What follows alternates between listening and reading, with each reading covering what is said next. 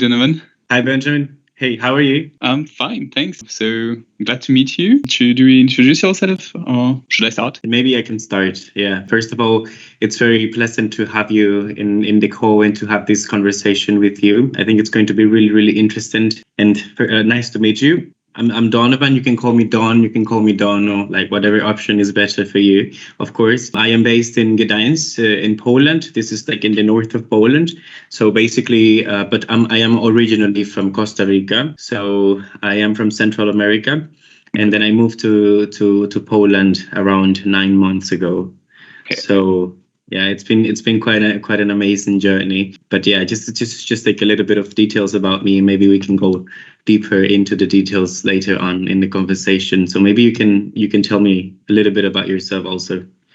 Sure. Well, nice to meet you. And I have already a lot of questions. So Benjamin, so you can call me Ben. That's fine. I'm 30 years old. As you can hear, I'm French. So don't hesitate to ask me. Sometimes I don't have the perfect pronunciation or you don't understand me. So I'm living currently in France. I've been working for Bourgeay since a long time now. I would say 8 or 9 years. I will have the details approximately later. And through my career, I also traveled. I've been a year in Germany, in Cologne, but at the moment I'm still based in my country, in my current country. That sounds quite interesting. So that means that we will have a lot of questions then for both of us. Yeah. So I already, because you mentioned a couple of things that I really would like to get to know in a deeper way. So certainly we'll have a lot of questions. So how long have you been working for Bourgeay on your side? I've been working for Bourgeay it's going to be almost 3 years now. It's going to be almost 3 years. It's really not that much of years. However, I started working, as I mentioned, because I am from Costa Rica. So I started working in talent attraction, in talent acquisition. So basically, I started working, providing services to the US. We were like in charge of the US part of this human resources area, and this is how I started. All my life, I always wanted to work for Bourgeay. Like I always knew that this was a great company. I was like going always like driving and seeing the sign of the company in the building. So I was always like, this is definitely something I need to try in my life. So I remember that I was like looking for a job at the moment, and then I just applied to Bourgeay, and on the same day I got the call, and that's it, really spontaneously how the journey started. And then I got invited to go to the site in Costa Rica, which is based in a province that is called Heredia. And then I just got the job, and the whole journey started. I must say that it's been really interesting to see the way it has developed itself, because I never imagined, like, if you ask me if you could, like sometimes I think like if I could ask my own self on the first day, like on day one, if all of these things that I would be ending up in another country, in the other part of the world would happen, I would never imagine it. So, but yeah, it's been 3 years. It's been almost 3 years already, and it's been an amazing experience for me. Yeah. And within 3 years, you had the opportunity to leave your country and go to Europe. Yes. Okay. Yeah, it was really surprising. I started, as I said, in talent attraction. I am still working in talent attraction. I am currently a recruiter for the CEE region. So basically, I am mainly focused in the end-to-end recruitment process for 4 countries currently, which is Slovakia, Hungary, Poland, and Czech Republic. So pretty much, I am in charge of the entire end-to-end recruitment process, But at the very beginning, I started like developing. I sensed this different stuff in Bourgeay, because previously I worked for other companies, like other multinational companies. And there's this thing that I felt differently in Bourgeay. And it's like this nice get to talk to other people from other parts of the world, like you get the chance to have a lot of exposure, you get the chance to get to know people, to get to experience a lot of multicultural stuff. So this, of course, like encourages you to look for other things, farther than what you see on your plate at the moment, right? So this is one of the things that really motivated me. So I gave it a try. I was aiming to Germany at the very beginning, quite honestly. And then all of a sudden, I applied to a position in Poland. It was a recruiter position. And so I got it. Yeah, I got it. I did the entire process. Of course, I had like some nice quick introductions with people, because I was like constantly looking for contact with people from other parts of the world. So I was always like this person scheduling calls with people, talking to people, etc. Yeah, this is the way the seeds was like planted, and then it grew all into this. But how about you? You have 8 years, you mentioned, right? Yeah. I have a lot of questions, but it will be for later. I've been working basically since I finished my studies. I did like international trade studies like for 3 years. And during my last year, I got the opportunity to do like apprenticeship, like to have like 1 year contract within a company, and then you also do your work at school. So it happened that I got the offer from Bayer because it was nearby my location in Lyon. So basically, I just wanted the job that was near where I was living in Lyon. And I ended up seeing that Bayer was one of the main employees in Lyon, like in their area, because there is a lot of suburbs. Anyway, so I got into the Bayer website, seen the hiring position they had, like totally related to what I was looking for. So international internship for 1 year. So I was like, okay, that's fine. I don't know this company. They seem to be a big company. It's pharmaceutical, I think. I did an internship just before in Sanofi, which is a big French company for vaccine and other medications. So basically, it was fitting my resume, the small resume I had. And I just say, okay, then I will apply for it. It will be in Lyon. It will be super nice. And I ended up in the end to receive a call, I think the day after or something like that. And they say, okay, you have an interview. Please come in at 11. We're waiting for you in Savoie. And Savoie, it's the eastern part of France, near the mountain, near Geneva, and not at all in Lyon. So I was like, oh God, why? What did I do? And I simply didn't realize that I was applying for a job in Haute-Savoie, so in another location that I was thinking, because Bayer in France is located in multiple locations, and I just was so focused on the announce and everything that I didn't really realize where it was located. But fortunately for me, my school that I was getting in was also in the same area near the Annecy, the lake. So in the end, it came good. I applied, I got the offer, I got the job, and that's how I started with Bayer. And I started with the division of pharmaceutical, and more the consumer care actually. So I went for this basically I'm working for the supply chain, so logistics part. And when I finished my internship after 1 year, I did some small jobs. And then after I got an offer 1 year later, I think 2014, I think it was, and in Villefranche, so near Lyon. And it was for crop science division this time, but still for supply chain. And I applied for this. It was like a temporary job at the beginning, and I did like several kind of small job for 1 year and a half. And then after, I got the opportunity to apply for a permanent position, which I got in 2015. And yeah, pretty much since then, I changed position every 2 years, I would say, depending on the opportunity I got. And that led me to go to Leverkusen for 1 year from 2019 to 2020, because I went from a custom job in France to a custom job in Germany. I was there in France only crop science oriented.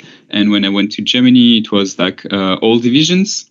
And also the scope was not France as I used to, but EMEA scope. Okay. So basically, I'm helping to smooth every international operation when a goods transfer, cross a border from a country, an outside country to the European Union. You have custom formalities to do, and I'm part of people where I like custom job and I like the paperwork, and I'm doing everything that is necessary to comply to the request. Yeah, I don't know how to say, but to everything which is necessary.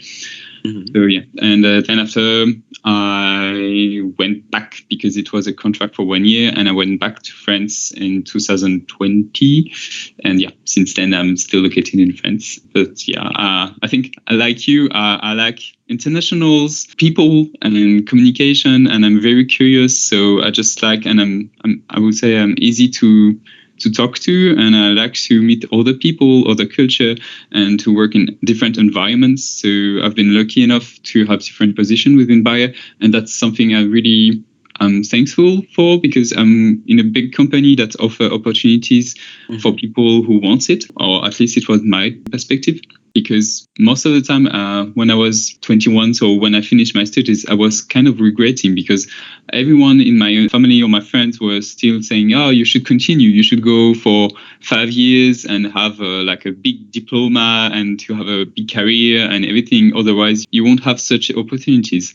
And I stopped because I didn't know where to follow, and I didn't want to work really early in my life. I think I wanted money and I wanted to experience. And so far, I do not regret, because even though I didn't have the biggest diploma compared to my friends, I could have the opportunity to learn and to grow within the company. It does seem like I'm selling like the best company ever, but I mean, for me, I understood that you were aiming to work for Bayer because you were viewing this logo in your country. But for me, I think I never intended to work for Bayer. I never heard of Bayer before. I just happened to be like randomly seeing this announced, but I'm being really lucky because it's a big one, and every time I could work with people, as you mentioned, people were pretty open and easy to talk to, and especially in Villefranche, where I am, it's like 300 employees. Most of people are working in the operational and industrial stuff, and they all know each other since long years, and it's so easy to just say hi and talk, and it's been really nice to work here. So yeah, I talked a lot. It's okay. It's okay. So basically, you've only worked for, I mean, you worked for the company before for a time, and then the rest of the years it's been only Bayer, right? Yeah, exactly. I have only one main employer at my on my resume. I worked for Sanofi before, but it was small amounts of months. But the rest is only Bayer. I think that's amazing. I think that's amazing because, I also started working very early. I started working when I was 18. Back in my country, maybe it gets a little bit different, when it comes to that. So my family did offer to help me with the university and all of that. But maybe you and I share this, but I wanted to basically get independent. I wanted to start doing life by my own. So I decided to work as soon as I finished my high school. Then I studied and worked at the same time. So it was kind of like really hard. However, I also don't regret it. But it allowed me to be able to get to experience life, as it should be, like you start working, etc.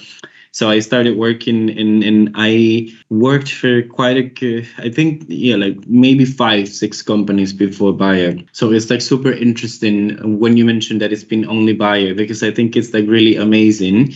First of all, it shows that Bayer is really switching for you.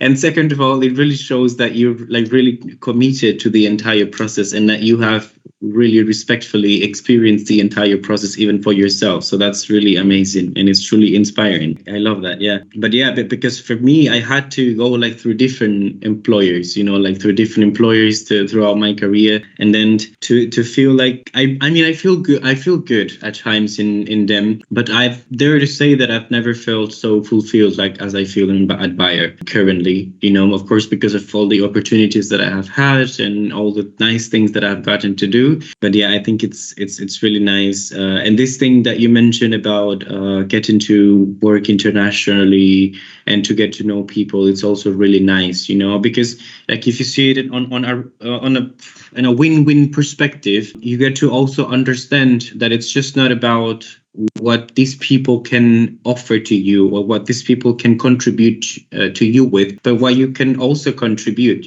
because sometimes we also forget about what we can contribute to them, especially when you move to another country with a different culture.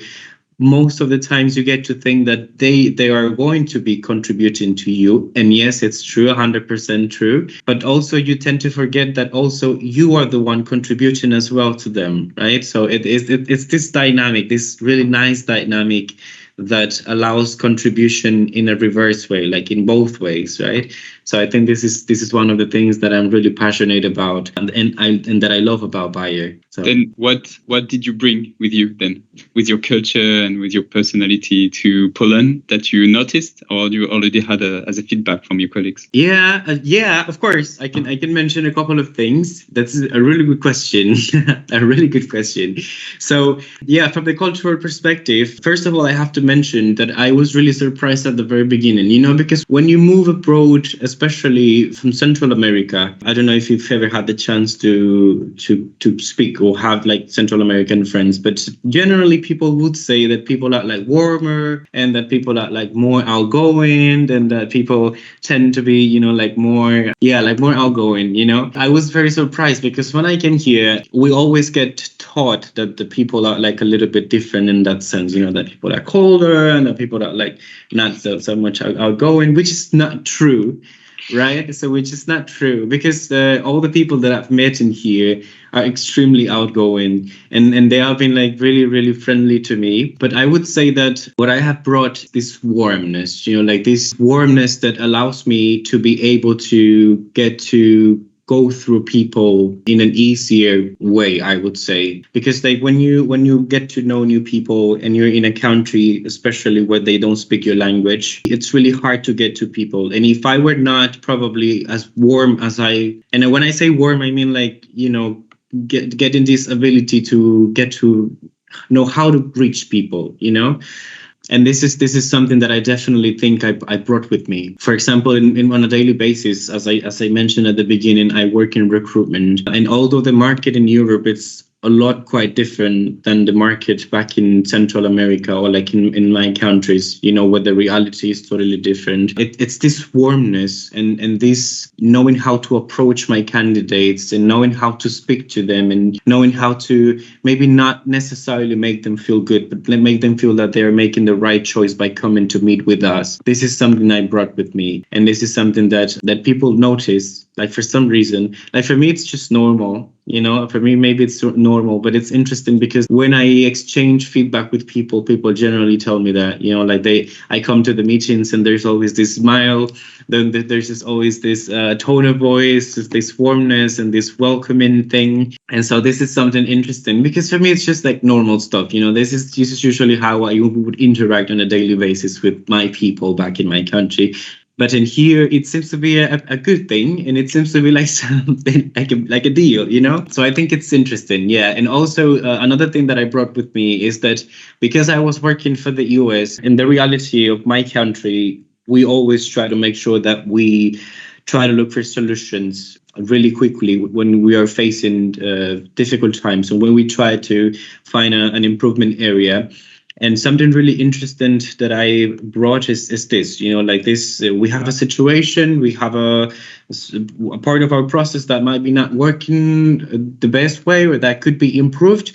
And then I have like always this constant stuff that I really want to try to make it a little bit better than it is. At the point that sometimes people tell me like, okay, you need to slow down a little bit. And it's because in my culture, we have this thing, like this compulsive stuff, because we tend to be very emotional. So because we are very emotional, then we get frustrated very, very quickly when something is not working probably as it should. So it creates this impulse of trying to not feel maybe comfortable 100%, so you want to improve it, right? So yeah, this is a couple of things that I think I brought with me and that people make me aware of. It's so nice that you had a feedback from that. And did you had a training for cultural differences when you arrived? No, I didn't. I didn't. Yeah? No, I didn't. And to be quite honest, I'm not sure if there is such thing. But I think it's. I think it's just something that you get to. But I didn't receive any training.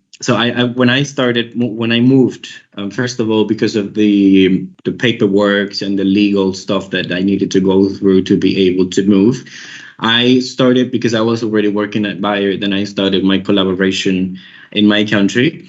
So I started basically collaboration with the CEE team since October 1st, meaning I'm about to turn 1 year in my position. So that's interesting. I was thinking about that yesterday. I started working at night because, we have eight hours difference. I started to work at 2 a.m., around 3 a.m. when I was in my country for 4 months. So it was really quite a good, it was really a nice experience. I mean, it was a tiring experience, I must say. But my colleagues were like super interested because even if it was 3 a.m., 4 a.m. in my country, I would always be in the mood to work. And it was because I was really excited and I was like really, really self-driven to also be able to make them feel comfortable with my collaboration. So I was really, really focused on being able to adapt. I think adaptability is definitely the key in all of this. It's like, especially when you get to have an international opportunity in your career, being able to have this adaptability is a core thing to have. So I didn't receive any training. Maybe, not even like a way to tell me like, okay, you may find this working this way differently, or maybe you will face these situations. I didn't get such a thing. I just experienced it all by my own. So. Okay. If I ask, it's because I received one, actually, part of the STA contract I have. There was a 1-day training, cultural training. I will get back to it later, and I will mention how it worked for me. But how is then Poland compared to what you would have expected? Because at first you wanted to go to Germany, and then you ended up in Poland. How is it different from what you expected? Had you had any experience saying, "Oh, I didn't expected that from Poland," or the contrary? Yeah, quite a lot. I would say. Well, now I would see it from a different perspective, because when I got to, quite honestly, I wouldn't be able to. Probably, maybe you can say it because you've been in Germany already, like you were in Leverkusen and also Cologne. But like from my perspective, I really haven't had the chance yet to be able to set like a comparison between Germany and Poland. I mean, certainly there are quite a lot of differences, because I have German friends and I have like Polish friends. So I can be able to notice that, and also the way of work, because I also have collaborated with German colleagues. So I'm 100% sure that there are differences. But like from the personal perspective, I found a lot of interesting stuff, when I moved here. Because to be quite honest with you, I always wanted to move to Europe. And this is a dream that I always had my entire life since I was a child. I was always turning on the TV, watching these traveling videos and traveling TV programs. And I was like so hyped about it. But I never imagined Poland. Like I never thought about it. We only knew back in my country, like we only knew Poland because of the Pope. And probably this is fun. Like if my Polish colleagues will see it, they would laugh. But it's generally because of that. So it was interesting. So I moved to Poland, and then of course I knew the country. Like I knew it existed. I knew a little bit of the history, etc. Like it's not that I didn't know anything about it, but I would never imagine that I would move to Poland. And so I moved, and before I moved, of course I started like this thing about reading a lot, like looking documentaries, like all the stuff you do before you move to a country. I guess that's what everybody does, like you start reading about it. I started practicing a little bit of Polish at home, and I did also exchange some classes with Polish colleagues. Like when I was back in Costa Rica, we were like having calls, but I found a lot of it's quite different, I would say. But I have this thing with me that generally I don't like focusing much on the differences, and this is something I had when I came here. Like on the first day, I remember that I landed in Gdańsk. I was at the airport. One of my colleagues picked me up. Then I was, it was at night, so I could barely see a lot of things. I couldn't see the city, etc. It was like all dark. It was in winter. It was in January. So clearly you don't have like much stuff to be able to unite about.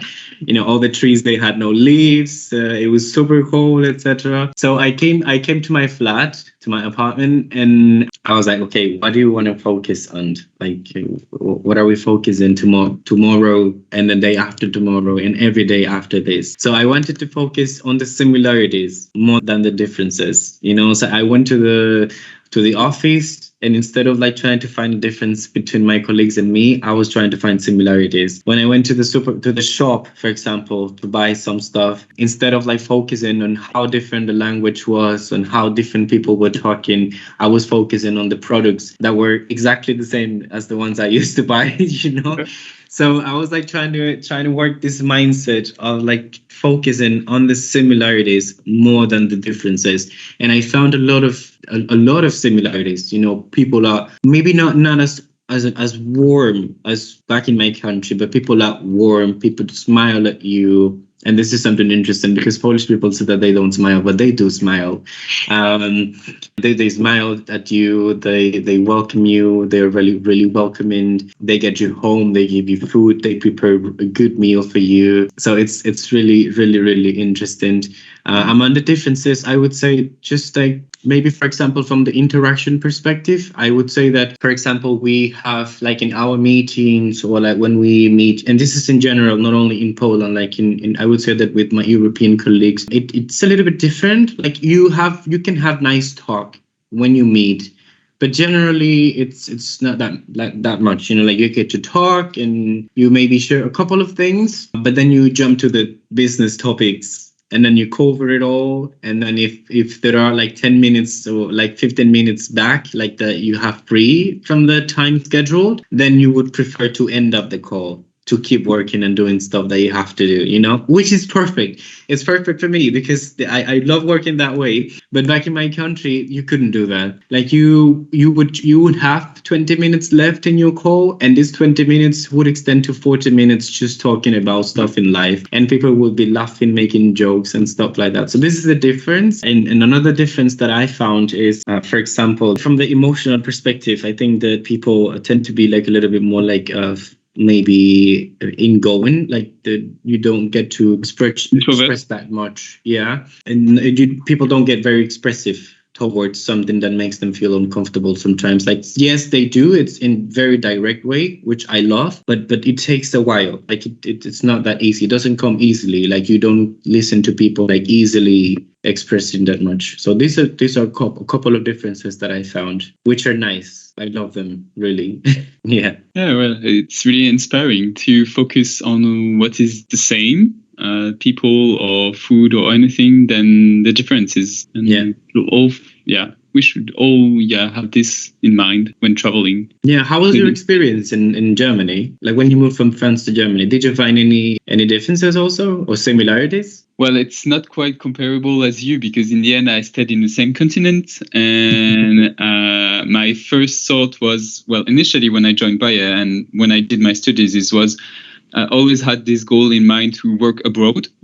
So I did an internship in Spain for 2 months when I was in my first year of university, and I loved it. And when I joined Bayer, every time I had a development talk with my previous managers, I was always saying like, okay, I don't know what I want to do as a job, but I do know that I want to go abroad and work abroad within Bayer. So I always had this in mind.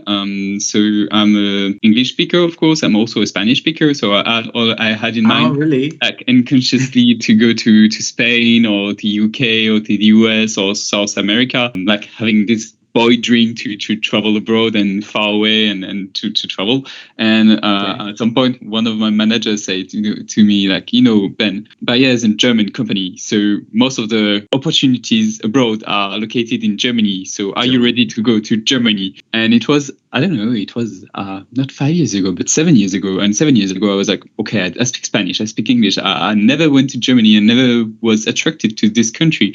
For me, it's like a work country. It's not like a destination country where you have work plus also on the weekend you travel there. So it wasn't like in my mind. So at the time, I was like, okay, I never considered Germany. Maybe I will. I should maybe start learning German.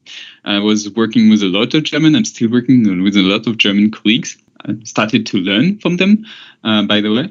And then when came the opportunity 4 or 3 years later that, okay, we might have STA for you in Germany for 1 year, what do you say? I was already in my mind having the open-minded mindset to say, okay, yeah, why not? It's not my dream destination. I never lied about it, but let's go. Yeah, Cologne. I'm pretty good at geography. I like borders, I like maps, but I never could say where Cologne was located in Germany. So I was like, okay, first, let's see where it's located. But then with the STA package, as I told you, there was some training session, like specifically 1 day of training session about cultural differences, intercultural in work environments.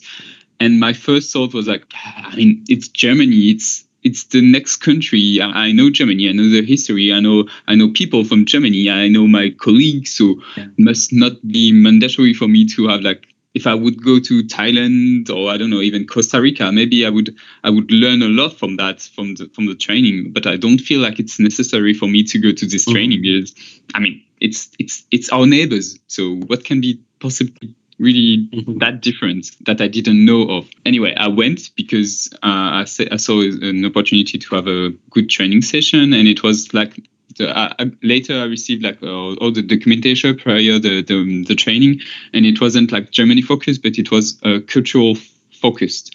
Like, okay, you are going to work in another country, no matter what country it is.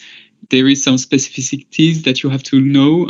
So come in and we will have a one-to-one conversation the whole day. And it ended up to be like really one of my key points in Bahia, I would say, because I intend to go work abroad again or to continue working in an international environment. And the things I learned this day, I never learned at school and I never learned from my personal life. So it was really a milestone for me. Basically, if I want to sum up, because I won't be able to do the training in 10 seconds, but was to say basically every culture, of course, is different, but it's also on the same level. No culture is above one another. And you have some key elements, like, for instance, communication. You have communication as something to look to. Like, for instance, there is direct communication and indirect communication. And it's like there is no one in the world that is really direct or indirect. Like, it's just a way to say, okay, where are you located on the direct or indirect communication KPI? I don't know how to say, but measurements, like you personally, French people personally, and German people. Like, basically, German people tends to be more direct communication, and French, Italian, Spanish people tends to be like more like in between, not indirect, but in between. Yeah. And Asian culture are more like indirect communication. And that doesn't mean like to be direct communication or not indirect communication is the best way. Like German are known to be, it's a stereotype, but to have a look at direct communication. Like if you want to, if you are thirsty, then they will say to you, okay, please pour me a glass of water. I'm thirsty.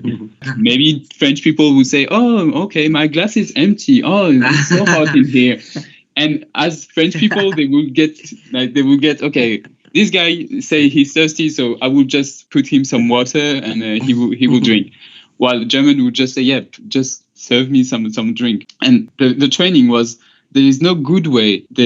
It's just the way you are and the way the other culture is. So you just have to know where you are located and where they are located and the gap you have in between. And doesn't mean you have to change or they have to change. Just be aware that this exists. And you can have, for instance, communication problem, or you can have misunderstanding just because of that, because you assume something which they don't really have in mind. So communication was part of the topics you have to watch. You have hierarchy. If the culture is like, I need an N+1, N+2, N+3, I'm not deciding, or everyone is, or on the contrary, everyone is the same level. They had also the, how do you say, individualistic or group culture. Okay. Like, are we doing this all together, or or on the contrary, like individual, like for instance, if we want to get stereotypical American way, like self-made man, I am doing the work, I did this and everything. So yeah, he gave me all of those key elements you have to watch and to be aware of. So I did the test to know, as a French person, where I was located, if I was a typical French person or not. And then I could compare to the general, most of the Germans' response. And I could see, where was the elements where I need to be focused on or to be aware of. So for instance, my communication was more indirect. So that's why I'm thinking always about this is like, okay, I have to understand that they are going straight to the point, and that doesn't mean they don't like me. Or going to a meeting, they go to the meeting, they present themselves, they present their position, and then after the name, it's okay. Just that's fine. And as you mentioned, adaptation is key. As long as I had this in mind, I was like, okay, that's fine. That's not personal or anything. It's the way they are, and I can learn from that, and I learn from that, and also bring some of my culture or the way I was. So that was really interesting for that to have this training, and then after really experiencing it in Germany. But yeah, so far I wasn't so much surprised. I had no expectation, and I loved my experience in Germany. Unfortunately, sadly, I was during the COVID pandemic, so I had to leave my colleagues and my work area during COVID times, so I couldn't say goodbye to anyone. And I had the opportunity 1 month ago to go back for the first time in Germany after 2 years, and I was just so happy to go there and to feel like it's been my home. Actually, I wouldn't say I'm half German now, but it's part of German, it's part of me now. And I've learned, of course, some German words and phrases, so I basically understand a bit. I'm proud of that because that wasn't even in my plans initially. And thanks to Bayer, I was in a German company, and suddenly I had a German opportunity and I went for it. And it wasn't a dream, but in the end, it was a super experience. And now I'm recommending all of my friends to go to Germany for work, but also for vacations, which I never thought it was something I could imagine. But definitely, I'm grateful for the opportunity I had, and I definitely recommend to have this traineeship for cultural. Every time you work abroad, this should be maybe it could be like not a webcast, but e-training that we can have like mandatory if you're traveling abroad, that you can have also in mind, because I love to travel, but sometimes you are in a position where you have to travel abroad, but it's not like you are not comfortable speaking English or anything, but your technical abilities or skills make you like relevant for the travel. And maybe it could help people to just understand, okay, there are differences and I don't have to judge. It's just the way it is. Exactly. And I think it's super. And I think now that you mentioned the details about the training, it gives a lot of,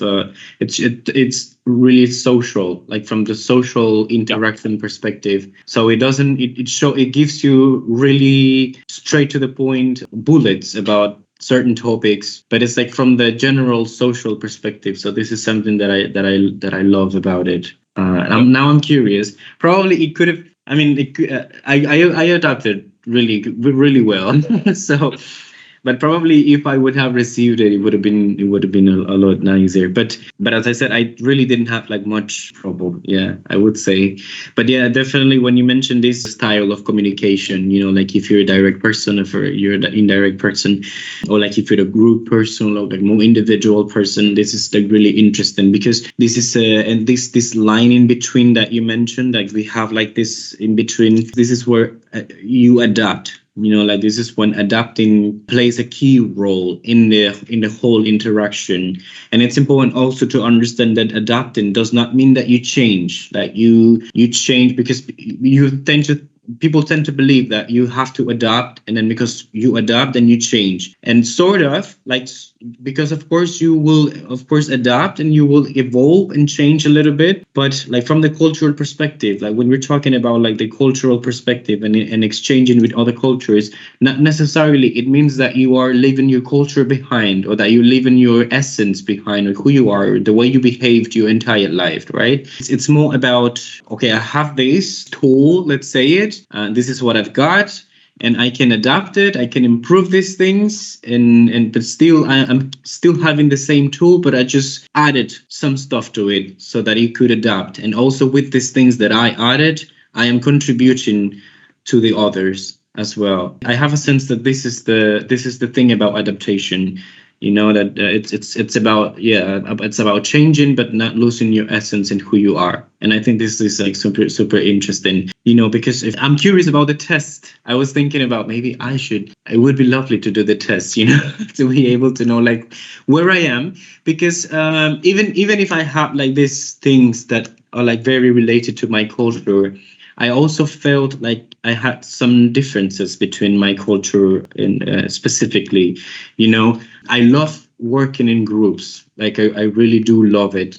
But sometimes I tend to focus a little bit more individually as well. So, for example, in my current role, we're a team, of course, but my work is I do what I have to do. I work with my candidates. I look for my candidates. I have my own strategies. Like we try to share strategies among each one of us, but we have this freedom of individually being able to also develop our own roles, like to shape our own role, the way we want to do things, the strategies that we want to use to source our candidates, the way we want to approach people. Everything is very individual. And this is something that I really enjoy when I work.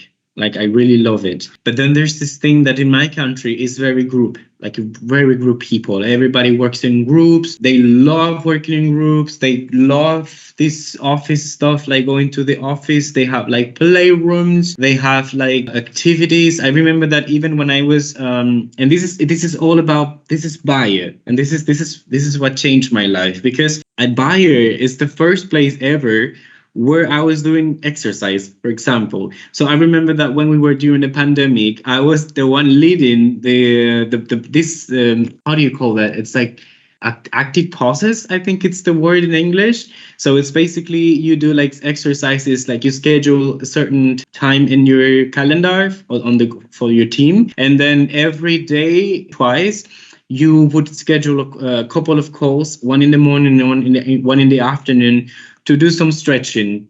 So I was the one. Yes, this is really common. So people would join, like everyone would join. No, anybody missed the calls. So everybody was joining the call. Yeah, I know. It was like 15 minutes, and we were like joining the call. We were like doing stretching. I was playing some music during the stretchings. We were laughing. We would turn on our cameras and do like the stretchings and stuff, and we would laugh if someone was not capable of doing some stretch or something like that. Or like we were like making jokes about how our backs were hurting because we were sitting all day. So there's this thing, there's this thing that people usually used to enjoy, like these things. We also had like parties like after our times. So we would have like video calls after work, to grab some drinks and to talk about life. And so people really love this social interactions a lot back in my country.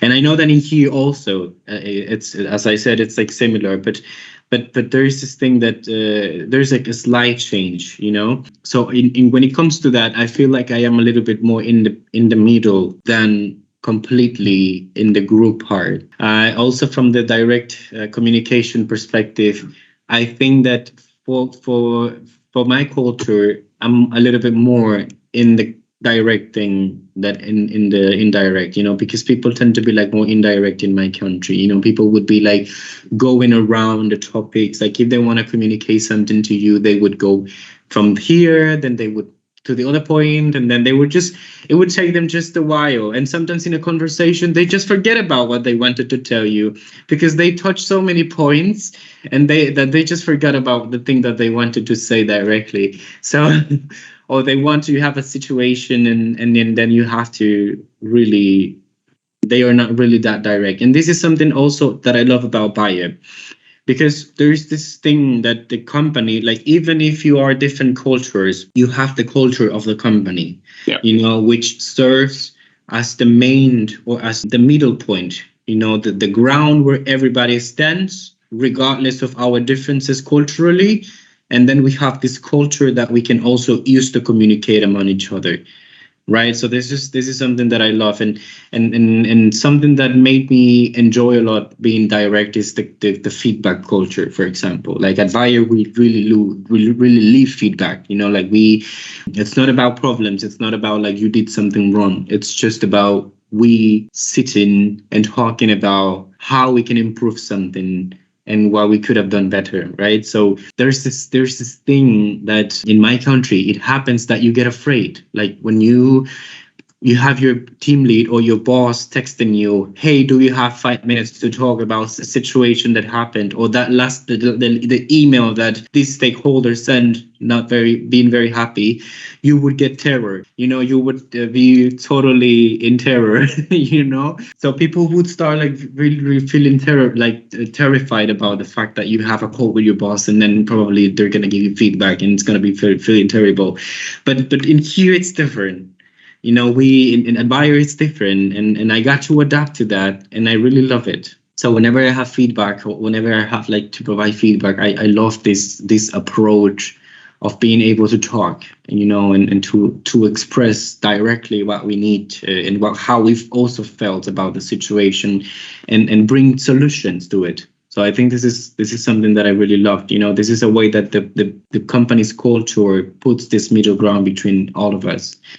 So that's really amazing. Yeah, I'm happy to hear that we have kind of the same culture for Bayer. I mean, it's quite different. I work in France and in Germany, but it's quite kind of the same area. And I thought that Bayer is quite the same, and the message are the same, but I can't really know from other countries. So it's good that at least I recognize myself in the feedback session that they are encouraging managers and employees to have constructive feedback and kind feedback. And that doesn't mean that you don't say the things that hurt or that went wrong, but you take it as you have to grow from it. Yeah. So I really grow from my perspective. From every feedback that I received, like you have 1 year, you have an interview with your manager every year, 6 months, something like that. And every time it was a learning session for me. Like I was happy with the job I had. I knew where I did my mistake, but it was like a general point of view also, like, okay, you are working this way. You interact this way also with people. And maybe this way is perfect, or you are super good at it. So it really helped me to understand my strength also, to that something that I found normal. It was like, okay, this is a quality I didn't knew I had. Okay, that people appreciate, and okay, this is something I can work on. And not saying this is bad. You're never going to change that. Okay, you are working this way, and maybe if you could change this or this, then it could help you. And the thing is, was really I was really lucky to have manager that was really helping me to grow and saying stuff to me for really helping me improve and grow as an adult, but also as a worker. Yeah. So every time I also thanks them a lot. I had like maybe 3 or 4 different managers, but I was super lucky to have a nice experience, which not everyone also have. But I'm happy if you are too. Yeah, this is amazing because you had the chance to also like you started on your early 20s, and then you've also been like somehow having the company's company, in your growth process. So I think it's super, super interesting. Yeah, I think it's amazing.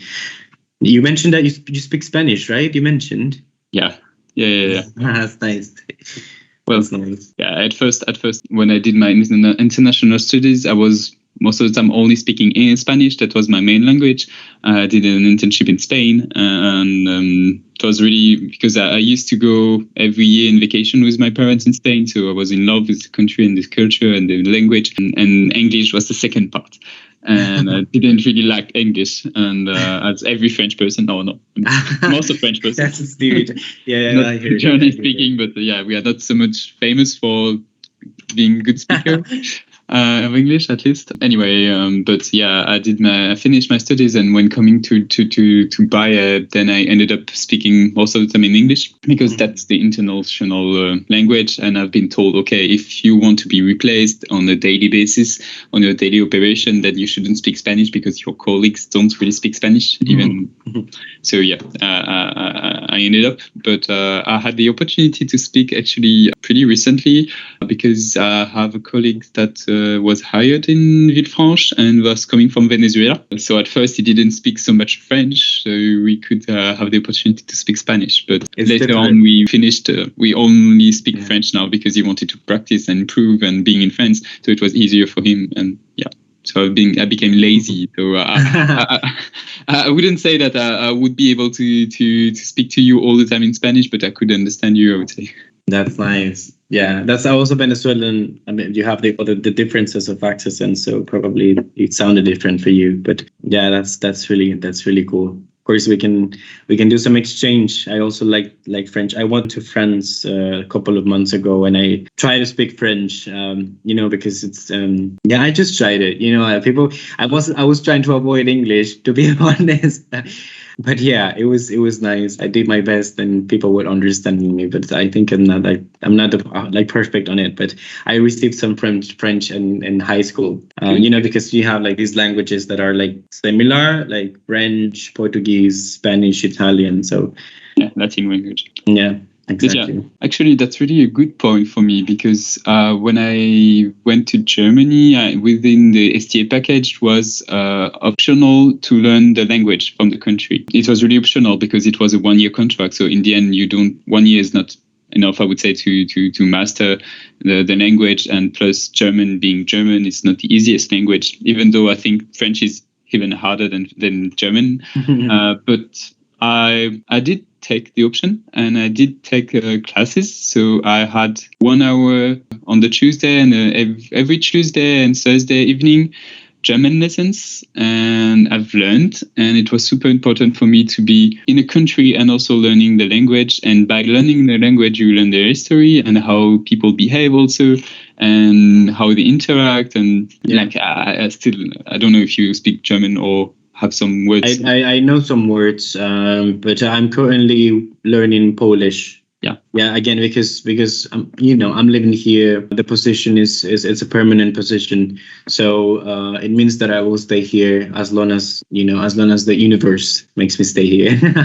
But I always say that it's funny. But for me, learning the language is a key element. Like, it's really important. Like, it really shows you a lot of things about the culture, and it's a way to respect also the country where you are in. So for me, learning the language is really important. Yeah, and appreciated, I think, by the colleagues. Exactly. And I mean, it's normal. Yes, exactly. It's a normal thing. But yeah, I think it's a good thing to do. But yeah, maybe it was a nice talk. It was a really, really nice talk. I really got to enjoy a lot of the time with you. I think we should do a second session because we definitely talked about other stuff too. Yeah, I still feel like there are like a lot of topics that we could have talked about. So definitely we can do a second session to cover all those topics. To get to know a little bit better about, because we spoke about adaptation, like adaptability, but how did we get to adapt? That's the second session. What were the things that we did to adapt? So I think that could be a nice topic for the next session. But definitely, I am grateful for the session today and for being able to have this conversation with you. It was like really, really interesting to get to know you better. The same, Don. I was super happy to meet you. Hopefully, we get a second session. Otherwise, we can have other talk. Definitely, organize a Teams meeting. For sure, yes. All right. So thanks for the talk, and maybe see you later then. See you. Thank you. Have a great day. The same. Bye, Donovan. Bye.